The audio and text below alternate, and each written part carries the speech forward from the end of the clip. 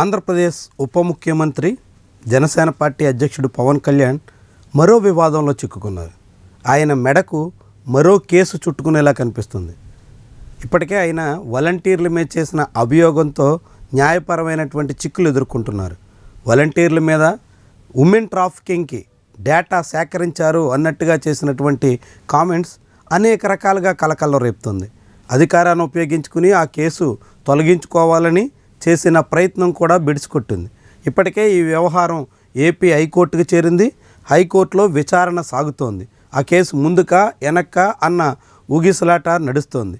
సరిగ్గా ఇదే సమయంలో Harihara Veeramallu cinema success meet సాక్షిగా పవన్ కళ్యాణ్ చేసిన కామెంట్స్ మరొక వివాదానికి మూలమవుతున్నాయి. ఆ సక్సెస్ మీట్ సందర్భంగా పవన్ కళ్యాణ్ తన ఫ్యాన్స్ని రెచ్చగొట్టే ప్రయత్నం చేశారు. తన ఫ్యాన్స్ని దాడులకు ఉసుగొల్పేదానికి పూనుకున్నారు. చాలా ఆశ్చర్యకరం. చాలా కీలకమైనటువంటి బాధ్యతల్లో ఉన్న నాయకుడు, హోందాగా వ్యవహరించాల్సినటువంటి పవన్ కళ్యాణ్ వంటి వాళ్ళు ఆ రీతిలో రెచ్చగొట్టడం మీద చాలామంది విస్మయం వ్యక్తం చేశారు. కొంతమంది ఏకంగా దాని మీద పోలీసులకు ఫిర్యాదు చేశారు.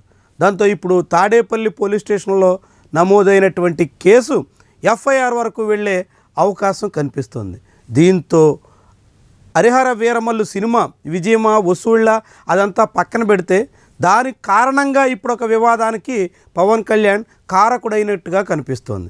ఇప్పటికే హరిహర వీరమల్లు సినిమా చరిత్రను వక్రీకరించారని, చరిత్రలో లేని అంశాలకు విద్వేషాలు పూసి సమాజాన్ని చీల్చే ప్రయత్నం చేశారని ఇలా చాలా రకాల ఆరోపణలు ఉన్నాయి. వాటన్నింటికీ తోడు సక్సెస్ మీట్ సాక్షిగా పవన్ కళ్యాణ్ చేసినటువంటి కామెంట్స్తో కొత్త వివాదానికి కారకుడవుతున్నారు. సోషల్ మీడియాలో ఎవరైనా నెగిటివిటీ కామెంట్ చేస్తే చూస్తూ ఊరుకోవద్దు, దాడి చేయండి, వాళ్ళ సంగతి చూడండి అనేటువంటి రీతిలో పవన్ కళ్యాణ్ వేదిక మించే తన ఫ్యాన్స్ని రెచ్చగొట్టే ప్రయత్నం చేశారు. ఇది అనేక రకాలుగా సమస్యలకి కారణమయ్యే ప్రమాదం ఉంటుంది. గతంలో కూడా పవన్ కళ్యాణ్ గేమ్ చేంజర్ సినిమా వేదికపై నుంచి ఇదే రీతిలో రెచ్చగొట్టారు.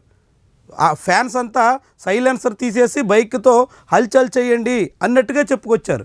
దాని ఫలితంగానే ఇద్దరు అదే ఫంక్షన్ నుంచి తిరిగి వెళుతూ రోడ్డు ప్రమాదానికి గురయ్యి ప్రాణాలు కోల్పోయిన అనుభవం కూడా ఉంది.